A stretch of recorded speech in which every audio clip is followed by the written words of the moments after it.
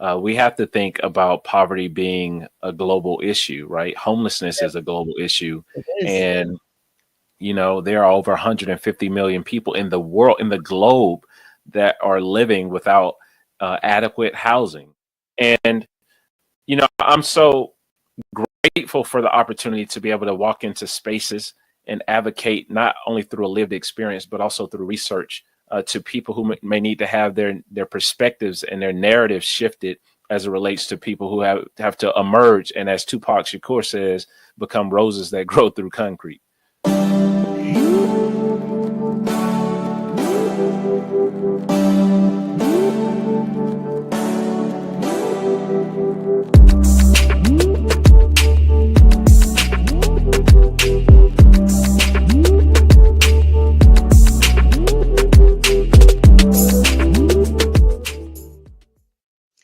Hello, everyone, and welcome to Dream Leapers. I'm your host, Harriette Cole, and today I have two very special guests to introduce to you, and I'm so excited to do so. They are actually a father and daughter duo, and their voices are igniting change everywhere they go. So let me tell you first, Dr. Terence Lester is what he would call himself an ordinary man who did a complete 180 with his life and has used his story and courage to inspire others.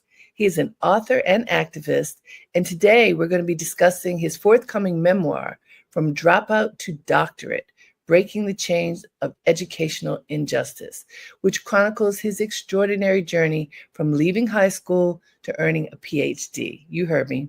He is also the founder of Love Beyond Walls, an Atlanta-based nonprofit that has gained national attention for its work restoring dignity to those experiencing homelessness and poverty. His daughter, Zion Lester, is a talented young writer and co-author of the children's book, Zion Learns to See, Opening Our Eyes to Homelessness. Together, this pair has created a moving story that teaches people compassion, empathy, and the importance of truly seeing the humanity in others. So this dynamic duo brings us a message about family, purpose, and the power of storytelling across generations. Please join me in welcoming Dr. Terence Lester and Zion Lester. Hi there. Hey. Hi, how's it going? Oh, I'm so happy to have you all on. So I'd learned about you, Dr. Lester, from your book publicist who always tells me perfect people to talk to. And then we saw this video of you and your daughter. Like, wait a minute, the story is even better. And so I want to address the big topic that both of you are tackling, which is just gotten worse over time, and that's homelessness. All over this country and beyond, we see more and more people who have lost everything, including shelter. And we see the disparities, kind of shockingly, in Silicon Valley, where some of the wealthiest people are creating technology of the future. And right at the foot of the Silicon Valley, you see colonies of people who are unhoused. And just everywhere we go, there are more and more people who have lost everything. Dr. Lester, can you talk about what that means to society and, how people are dealing with this fact? Yeah. I think it's a very important issue that all of us should care and concern ourselves with. I like to say that homelessness itself is one of the only justice issues where you could be labeled for something that you don't have and then punished for trying to survive it. Cities and states have taken punitive measures to both criminalize those who are unhoused and also stigmatize this population, which does a great disservice to the humanity and the inherent worth and value of those who have the courage to survive it. I also like to say that homelessness itself is not a person, it's an experience. You can be unhoused one day and then find stable housing the very next. I do believe that we are in a national crisis. Homelessness is a public health concern. And there are tons and tons of bed shortages and housing access shortages when it comes to this plight. And instead of having more empathy in our policy making, having more empathy in the ways in which we actually approximate ourselves to this population, we use stigma in a way that causes us to further isolate, exclude, and distance ourselves from those who are suffering with this plight. And one other thing that we need to really think about when we talk about homelessness is that one of the largest populations of unhoused persons aren't even adults; they're children and youth, which is the fastest growing population of people experiencing homelessness in this country. And children never asked to be unhoused.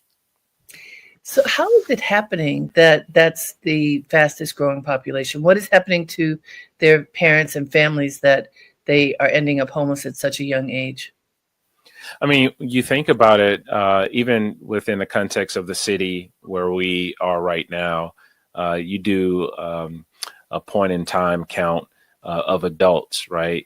Adults, the way that you actually take a census for people who are unhoused, you deploy volunteers, you go out and you hand count people. It's not like you can mail a card to a physical address, right? To have somebody mail it back and say, hey, I'm unhoused. And sometimes when you think about taking a census of people who are experiencing homelessness, if you're not in plain sight, then you're not counted. But then what happens when there are students by the thousands, literally in the city of Atlanta, there are over 12,000 students who've been documented through the public school system that are experiencing homelessness, which is a much larger population than there are the adults that were actually physically counted. And you think about students who come to school and their families are living in motels, according to McKinney-Vento and what it describes, the experience of homelessness. You have families who have 3 and 4 children who may be living out of shelters or in their cars. And so these students and young folks never asked to be unhoused. And there are actually more youth and children than there are adults. And so this is something to consider, even when thinking about, I saw a bunch of people in an encampment right down the block. We don't even consider the school system and how many students and even college students who show up to campuses who are living without an address. It's interesting you say that. My daughter is a senior in college, and she was telling me from her freshman year, there are some students who end up staying year round. Yes. And what she learned is that some of them are staying year round because this is their home and that there is no other place for them to live. So there's a certain amount of physical security coming from being able to get an education, which of course getting an education is kind of up here, but that provides housing too. It's so interesting as you talk about this. I'm on the board of an organization, speaking internationally for a moment, that is headquartered in India. That does a lot of work with children. I just spoke to people who run a school in Haiti. And, there's so many problems there. In both instances, why I thought of it at this moment is in both instances, the charity that I work with, which is called Prasad, one of the things that it does is to provide a hot meal for children every day. This school in Haiti, where, it's so hard to get to the school, to get the food to the school, but they're providing one meal every day. And for most of these people, that's the only meal they get. And then we come back home. And I remember when my daughter was in high school, I live in New York, and she went to a public high school and they offered free lunch. And we learned right here. Yeah. Right here. There are people who that's their one meal. You don't have to go out of the country. It's a worldwide problem that is included in this country, which is considered one of the wealthiest countries in the world. And it's the saddest thing to see a child not have a meal, a child not have a place to Yes. sleep. Yeah. You raise an interesting point, which I want to draw attention to. You're talking about poverty, right? And Yes. most times people think that poverty is singular, right? Only with economics, but poverty is social, it's Mhm. occupational, it's environmental, it's emotional, it's spiritual, it's physiological, it's psychological, right? It's all of these things that kind of intersects that disrupts a person or a student rather from actually flourishing. And so, when we think about students who may show up in school that may not have a pair of socks on or the right size shoes, or they're being bullied because their clothes weren't washed. And maybe they're tired because they stayed in the shelter or a motel, or maybe they saw some type of violence the night before, or maybe, they're still hungry because the last time they ate was the day before, which was also in school. And then we ask them to sit in the classroom and connect with a lesson that does not speak to their existential reality, and Right. something has to change with that. And I think, to your point,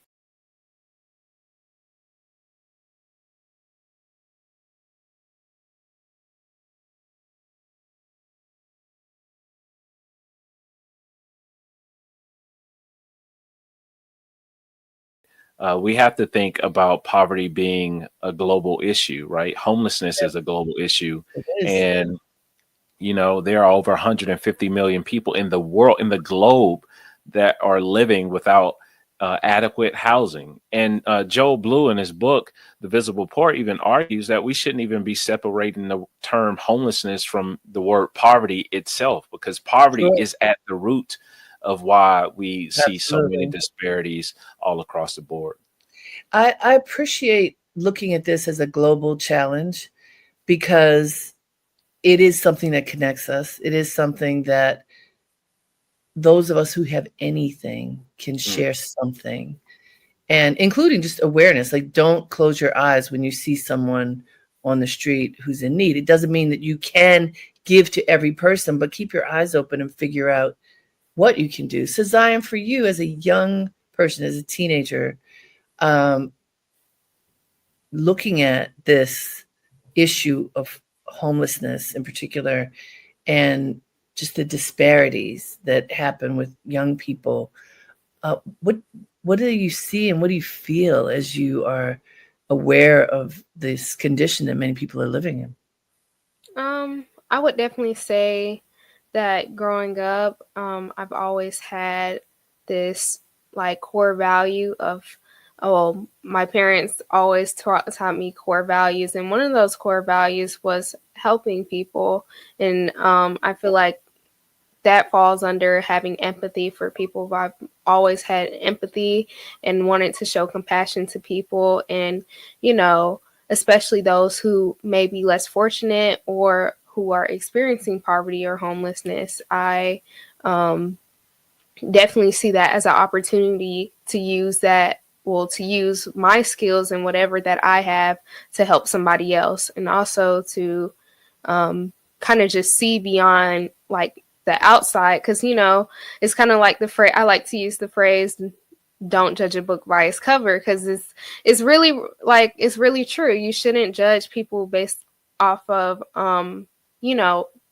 the exterior. You should take the chance to get to know each and every person's story, because they're all different. Everyone experiences different things, and that is how they maybe got there today. And I feel like that's really essential to, take the time to learn more about people. What made you decide to make a book with your dad? Well, from an early age, I've always had a passion for writing and reading, and one day, I mean, I've always, well, since I was younger as well, I've always made like little mock books, like tried to, get the construction paper and write my own stories and whatnot. But then one day when I was like 10, I came to my dad and I was like, seeing my dad being an author, um, I was like, I want to write a book too, you know? Mhm. So I told him like that was something that I wanted to do. And also the book, I wanted to include the importance of helping others, and Yes. especially those who are experiencing poverty and homelessness, Mhm. and be able to teach kids and children, the importance of seeing others and showing compassion. So yeah, that's how it came about. And then one day he was like, just let's do it. And so I was able to sign a book contract at 13, and our children's Wow. book Zion Learns to See actually came out last year in March.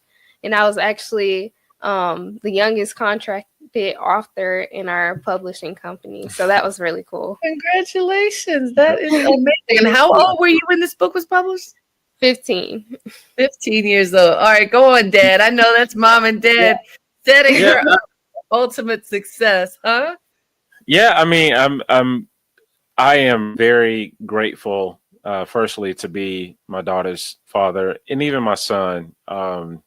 They are really close to me, but I believe as a Black father, like one of the greatest gifts that I can receive is to see them grow up and really Mhm. lean into their passions and their heart. And I want to be in full support of whatever, because I didn't have that growing up always, and to be given the gift of fatherhood is something that I don't take lightly, and I want to make sure that my ceiling is their floor. That is what success looks like to me. And so, like when my daughter approached me, she saw the work that we were doing in the community and was like, I want to do that too. And we were Excellent. like, let it be. That's Let that's it what we're gonna be. do. Yeah. Let me let folks know this is Dream Leapers with Harriette Cole. We are having a wonderful conversation with a father daughter duo, Dr. Terence Lester and his daughter, Zion Lester. Together, they made a book called Zion Learns to See, Opening Our Eyes to Homelessness. And also coming out right now is Dr. Lester's book, From Dropout to Doctorate, Breaking the Chains of Educational Injustice. Zion, this is not light stuff that you are addressing.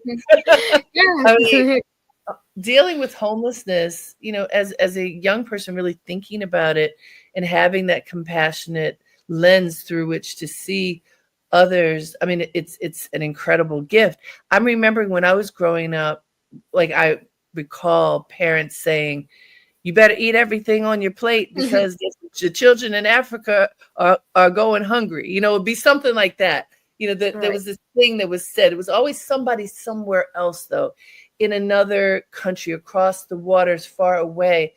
And it is true that there are a lot of people in those places, but there are people right here. They could even be living next door to us, and we often aren't aware of it. So, Zion, for you, as you have encountered young people who are hungry, who are dealing with homelessness, are you finding the words to talk to them and to really make a real connection? What is that relationship like for you? Yeah, of course. I feel like um with those people, I feel like they're my friends. I mean, I'm talking to them as if it's a normal conversation. I wouldn't make them feel any less than because they're experiencing something like that. I mean, I would ask like, what's your name? Like the basics, and getting to know who they are as a person.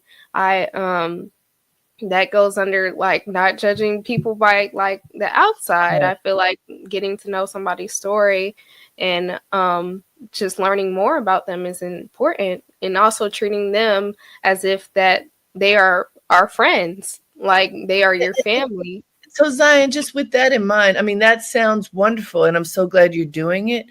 And you also mentioned, I think, Dr. Lester, you mentioned this early on.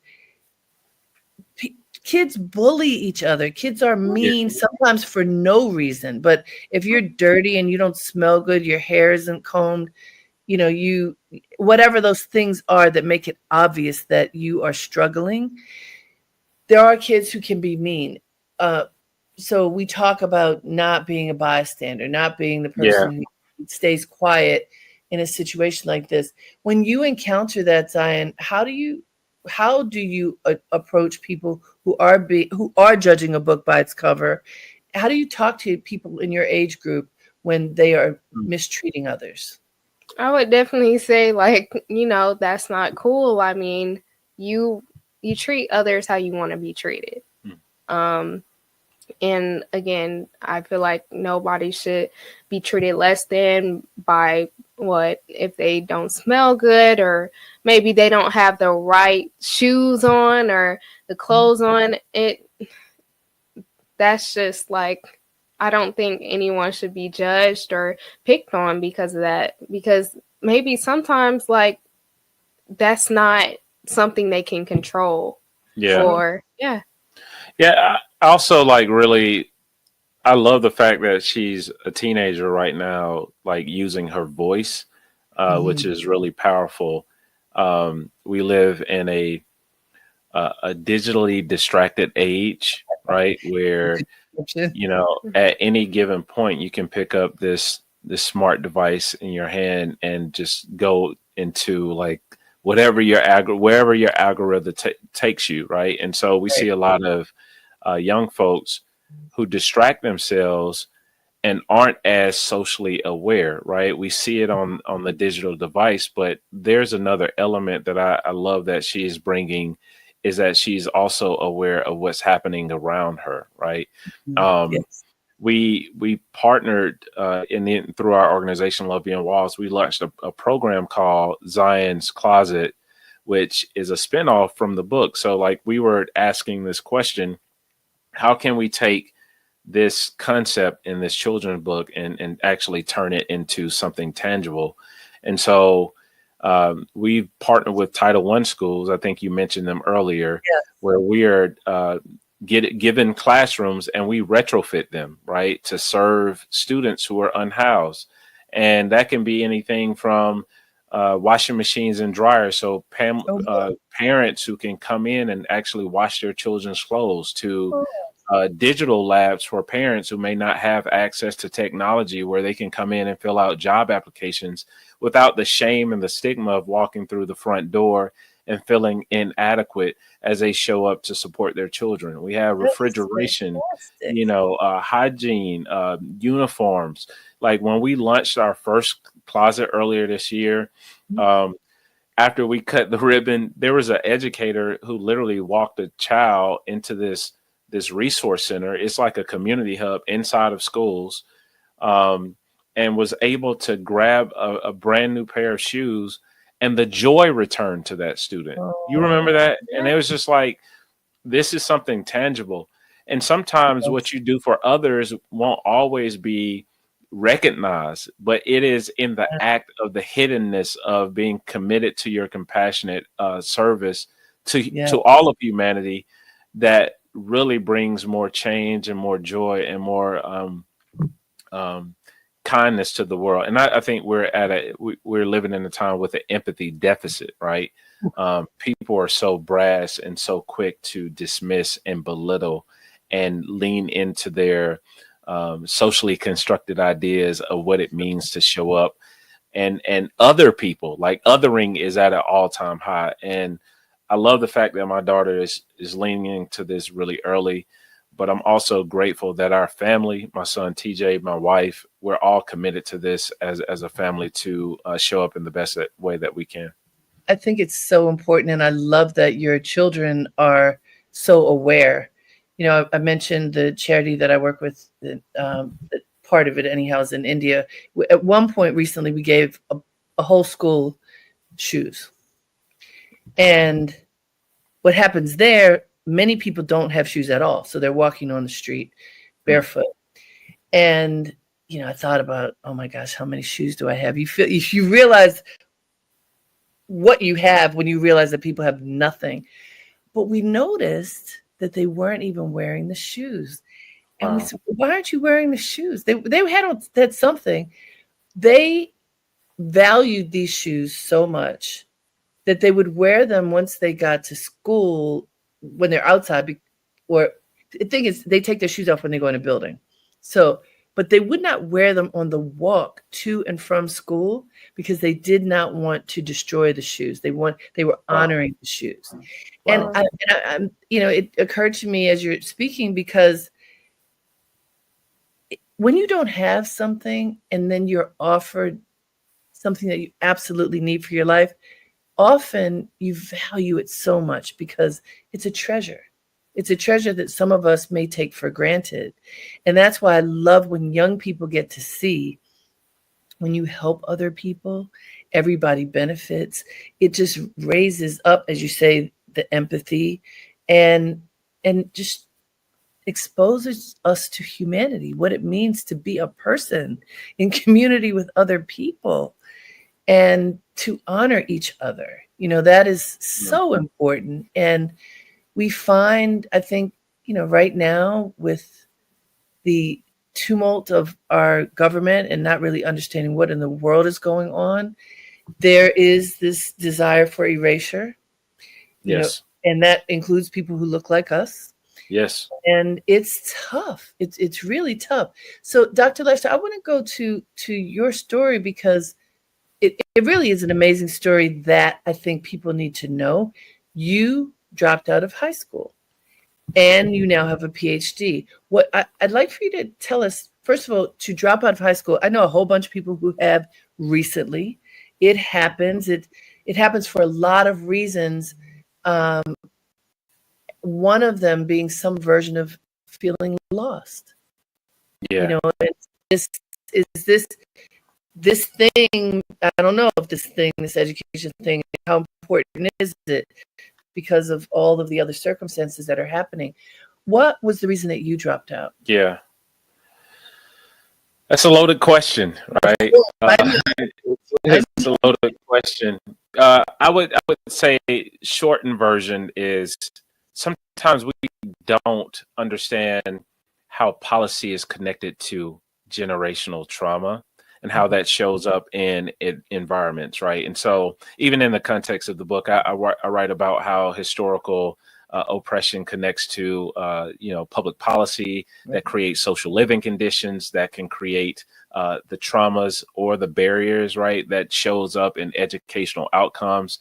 I grew up in an all-Black community that had the residue of what redlining did, right? There's still parts of our city that if we trace historically, we can see railroads,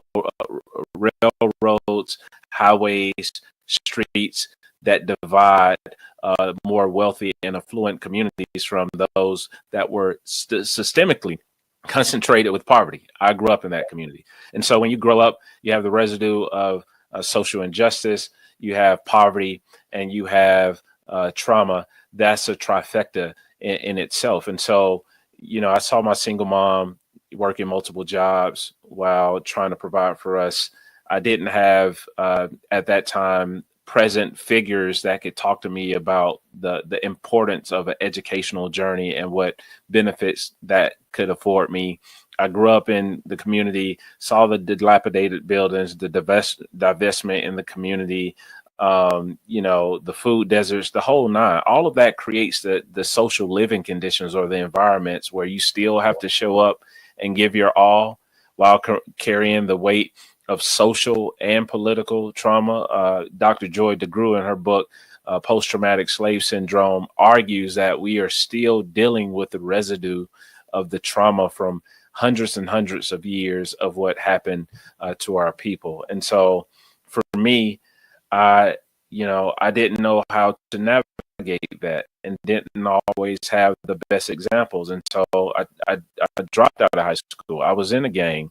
I made wrong decisions, but then I also had a mom, right, who saw the best in me, and through her sacrifice, a Black woman in her labor and her uplifting words was able to go back to school as a fifth-year senior, the most embarrassing time of my life. But my mom wouldn't allow me to get a GED because GED GEDs during the time I was growing up was being stigmatized, right? You would consider it Sure. less than if you were to take an alternative route, which the GED itself connects historically to the GI Bill, and Black soldiers weren't being offered these opportunities until later. And so I go back as a fifth-year senior, and I had this teacher, her first year teaching. I was a fifth-year senior in a 10th grade geometry class. Her name was Miss West. Miss West saw me. She saw me when I experienced homelessness as a teen. She saw me through my struggles, but she also said that I was Black and I was brilliant. And one day I would be a leader. And she was one of my champions in school. She said, use my classroom as a sanctuary. And I did. And I would go to her class and she would encourage me. And she was one of the reasons why I overcame. I mean, later, Mr. Moore, Mr. Eason, who helped me pay for my college education when I was working in the back of a warehouse, didn't even have a clear path. All of these community persons who became like family to me, invested in me, and always pointed me towards the North Star of education. And today, I do hold a PhD, and my dissertation was on the very thing that I overcame in my life. And so, what was your dissertation? How public policy harms worth, of those who are unhoused and navigating poverty. And so I contributed to the academy researching homelessness in this country. And, I'm so grateful for the opportunity to be able to walk into spaces and advocate not only through a lived experience, but also through research to people who may need to have their perspectives and their narratives shifted as it relates to people who have to emerge. And as Tupac Shakur says, become roses that grow through concrete. Wow. Hey guys, this is Dream Leapers with Harriette Cole. We are having a pretty deep conversation. I hope you are listening well. We're talking with the Lesters, with Dr. Terence Lester and his daughter, Zion Lester. Dr. Lester has a book that's coming out right now. It's called From Dropout to Doctorate, Breaking the Chains of Educational Injustice. And with his daughter, Zion, they created Zion Learns to See, Opening Our Eyes to Homelessness. So it's, it almost seems impossible for most people in the situation where you found yourself to climb out. I think of young men I know right now. There's a young man in my family who took, I think, 6 years to get his high school diploma. And then he was thinking of going into the military and didn't. And he's floundering right now. And, when we talk about other side of the tracks, sometimes it's just in your head and community, other side of the tracks. So if everywhere I look, there's a family who has, in particular, Black men who are in peril, not finding a way, being crippled by whether it's smoking weed, selling, hanging out, and looking for the easiest job, and I hope as I'm saying this, I'm not trying to malign anyone. This is what I'm seeing. I'm seeing a lot of people doing this where the goals have diminished so that, maybe I could do this, maybe I could do that. It seems like that's gone. Yeah. And when that hope is gone, when the idea of you can do anything, you can do anything you put your mind to. That's what we used to hear when we were growing up. Yeah. How do we turn the light back on, Dr. Lester, when we see people who seem lost? Yeah. Well,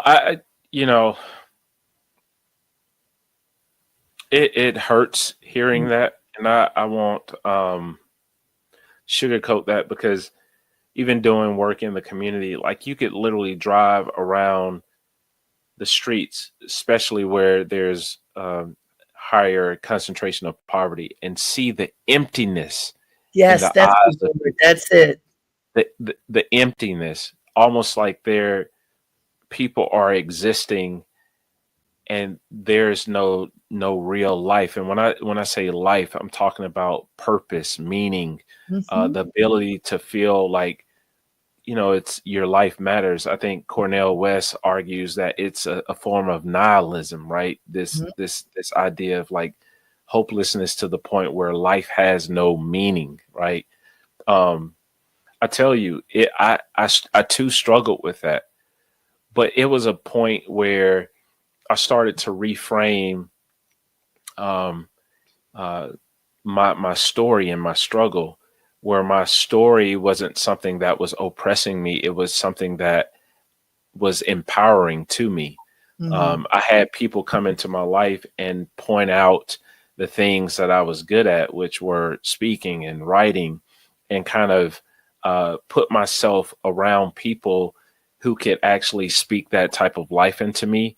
I like to call it sometimes when I go out and speak, I had to borrow courage from people. I had to Mhm. borrow courage from Miss West, who had the courage to believe in my potential long before I believed in myself. I had to borrow courage from Mr. Moore, who told me when I was sleeping in the park one day that one day I would be a leader when my circumstances looked nothing like what he was speaking into my life. I had to borrow courage from Mr. Eason, who said, "Son, you have a gift on the inside of you." And would meet with me. He was a real estate developer who literally helped to pay for my undergrad education. He was a deacon in the church, but he made all this money. And yet, right before he passed away, he shot me a text message and told me I was one of the greatest investments that he had Mhm. ever made. And this guy developed subdivisions and apartment complexes, and he was known, and he had amassed all of this stuff, but he believed in the power of speaking life into people that he could identify with, right? And I think that as a community, we've got to step in and say, who is my one? It's not about me reaching the entire block, but who is the one young man? Who is the one young man who feels lost, who doesn't feel any connectivity to community or even connectivity to their family, right? I know what it feels like to be the black sheep of a family, to be isolated, to have people have low expectations of you, even Yes. in the context of your own community. But I also know what it means to be around people who can water my potential, Mhm. where I maybe have been in a flower pot that was too constricting to my potential, right? And then feel the richness of what it means to be around people who can see beyond my circumstances. And I think that we need those types of people standing in solidarity with young men who may feel lost, because I understand what it feels like that to walk around and feel empty. But we need to remind people of their gifts. Every single young man that you've mentioned has something of value on the inside of him. Absolutely. Entrepreneur, could be the next inventor, could be the next brilliant politician, could be the next educator or engineer. We need to continue to advocate on behalf of people who are growing in impoverished environments. I think Grandmaster Flash and the Furious Fives said it this way, broken glass everywhere, people standing in, they were trying to describe what it means to grow up in those types of environments and how hard it is to see beyond them, right? And so Yes. that's what we need to be doing, but we also need to fight, because AI, right, technology is going to cause so much erasure when it comes to some of the jobs that we are used to occupying, right? You can walk right now into a local restaurant and not even be greeted by an actual human being, right? You're placing your order on a screen. And so even the technology, self-driving cars, self-delivering, forms of technology that will erase and wipe out a whole industry of jobs. And so we need to be pushing our young black men, our young black women, to think about our young people, period, to be thinking about how can I access college, right? STEAM is something that is still growing. Science, technology, engineering, arts, mathematics, some of these leading fields that will put you in a place where you can't be replaced, right? Because there needs to be some human being A human being has to occupying be in there somewhere. somewhere occupying the seat. And so, what am I saying? I'm saying that we need to start speaking life into people. We need to understand that it isn't always easy to dream beyond the environment. when you have scarcity, but also we need to be speaking and advocating for educational access for young Black people when it comes to some of these industries that will be left behind in if they don't access higher education. There's no question about it. I mean, one of the things that you mentioned as you listed people who had an impact on your life is mentorship. And I can't say enough about it. You know, historically, there would be the deacon in the church, there would be the elder on the block, there would be, you know, our neighborhoods had people who were valued because they had wisdom, and people of different generations would listen. There's a writer, I wonder if you've ever read Malidoma Somé. He's from Burkina Faso. He wrote a book called Of Water and the Spirit. And his whole thing is looking at the traditional cultural ways of living from his tiny village and how some of these can apply to Western culture. And one of the things that he described that continues to resonate with me is that where he grew up, everyone was important. So people with disabilities were very important. People who may love in a same-sex way, very important. People who were old and couldn't move around, they were the ones who named the children. They divined the names. Everyone had a role, and every role was considered important, and it was the community's responsibility to nurture the soil, so to speak, so that everyone could flourish. It was the responsibility of the whole community. And when we talk about systemic racism, things that have occurred, think about desegregation. When our communities were broken, well, and it's so complicated, and of course you know this, but on the one hand, the covenants were lifted and Black people could buy, Blacks and Jews could buy a property in other places where they weren't allowed before. And then people with money left. But what happened to the people who were left? Because growing up poor, both of my parents grew up so-called poor, but it wasn't. They didn't have money, but it wasn't a poor neighborhood. Those neighborhoods turned into what we now call the ghetto when all of the people who were kind of keeping the hope alive and making sure that the glue was there when they left. Yeah. And that's what we have now a lot. Yeah. Oh, that's so good. I even talk about, you know, poverty itself doesn't mean that there isn't richness there, right? Right. And the wisdom that you lifted out of the brother's book is just brilliant because read him, you love him. Yeah. Yes. I can't wait to grab me a copy of that book as well. And it's like impoverishment doesn't mean less value or less dignity or less offerings or less gifting or less brilliance, right? And so it's not to say that poverty itself robs the richness of a community, but it is to say that it can create the type of social barriers where we do end up seeing brothers walk around aimless and empty. And then we have to empty eyes. Yeah, I want to ask you this, Dr. Lester, because of how you grew up and the obstacles that you faced, was it ever difficult for you dealing with shame, dealing with? Oh yeah, most definitely. Because imposter syndrome, right? Yes. Yeah. How did you wrestle that down?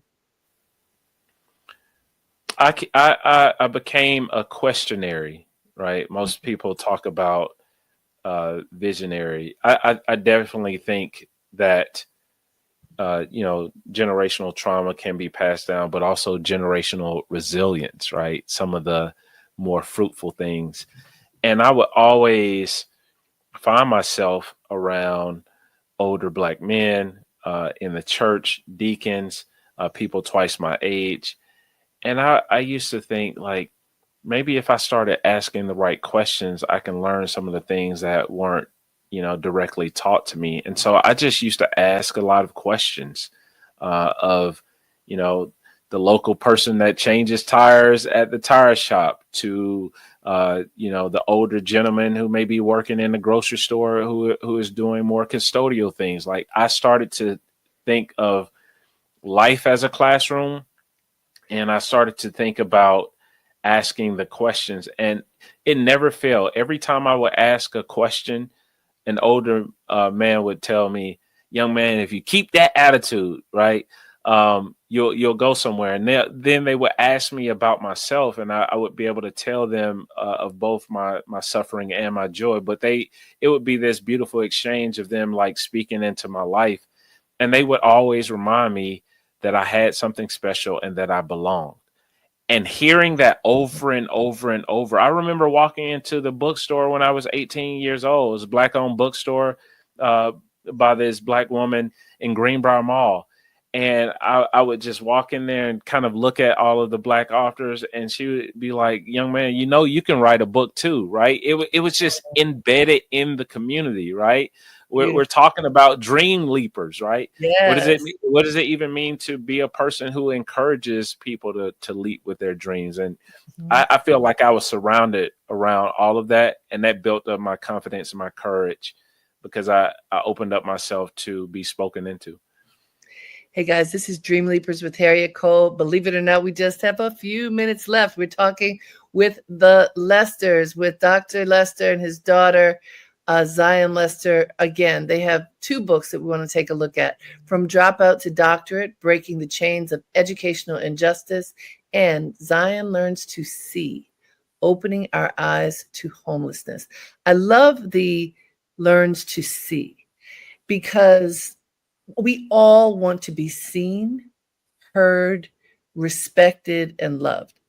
If you have that, like you hardly need food. You do, but you need that even more than anything else. And to be seen, to really be seen for who you are. People are often so busy, they don't even blink long enough to see the people in front of them. Zion, I'm curious for you in these couple of minutes that we have left, because you're in the beginning of your journey. When you look out at your life and what do you see for yourself? What do you hope you're going to do with your life? I definitely see me continuing writing, hopefully to publish more books in the future. Also, I see myself also leading like my parents in their organization, Love Beyond Walls, hopefully being that leader and coming up with projects and all those different things to help raise awareness and help kind of educate those about homelessness and poverty within people, and how we can help those who are in our community that experience that. So definitely that. And I also want to go into nursing. When I go go off to college, I aspire to be a pediatrician one day. I love kids, and I feel like that job as well has the heart of compassion and empathy, and I feel like that's something that I've always had. That's beautiful. Okay, take us home, Dr. Lester. We got 2 minutes. What do you want people to do? What's the call to action? Yeah, firstly, I want people to be aware that home is not just 4 walls and a roof. It's actually how we create environments and communities where people feel like they belong, or accepted, and that they matter. I want people to know what's going on around them, but not just know, get actively involved. Organization, a school, local church, faith community, whatever it may be. Give of your time to service. Service isn't an event, it's a lifestyle. And also, I want you to educate yourself. Education should lead to empathy, and empathy should lead to action. Excellent. Well, thank you both for being here. Congratulations on taking the work that you're doing and putting it in book form so more people can have access to it. We really appreciate it. And I look forward to seeing all the great things that you do, Zion, as you build your life. You've already started out great. So congratulations. Thank you so much. Yeah, thank you. Absolutely. And thank all of you. Thank you for tuning in. I hope you enjoyed the Lesters as much as I. It's just so inspiring when you see family doing work together, work that is beneficial to all. Until next time, have a great day and make it count.